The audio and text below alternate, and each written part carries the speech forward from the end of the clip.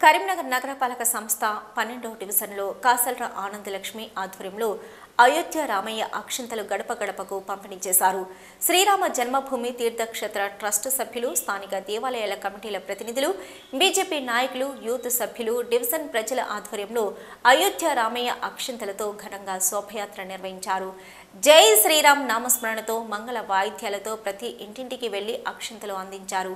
ఇట్టి కార్యక్రమంలో పాల్గొన్న పలువురు మాట్లాడుతూ ఎన్నో ఏండ్ల హిందువుల కళ అయోధ్య రామయ్య మందిరం ఈ నెల 22న ప్రారంభం అవడం శుభ పరిణామమని అన్నారు. దేశంలోని ప్రతి ఒక్క హిందువు ఆలయ నిర్మాణంలో ప్రతి ఒక్కరూ భాగస్వామ్యం కావడం అదృష్టమన్నారు.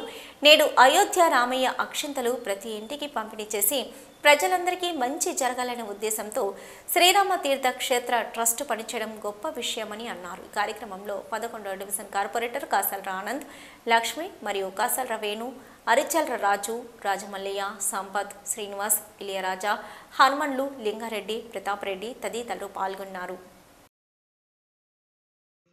అయోధ్య నుంచి వచ్చిన రాముల వారి అక్షంతలు ఈరోజు గత 5 రోజులుగా మా డివిజన్లో 10వ డివిజన్లో వితరణ చేయడం జరుగుతుంది. దానికి ప్రజల నుంచి చాలా మంచి స్పందన వచ్చింది. అందరూ శ్రీరాముని అక్షంతలు రాగానే స్వయంగా ఆ రాముల వారి దీవెనలు పొందినట్టుగా సంతోషం వ్యక్తం చేస్తున్నారు.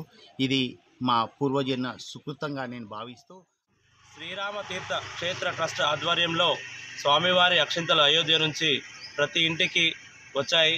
ఆ అక్షింతల్ని గడప గడపకి కరీంనగర్లోని 10వ డివిజన్లో ప్రతి గడప గడపకు పంచడం జరుగుతుంది.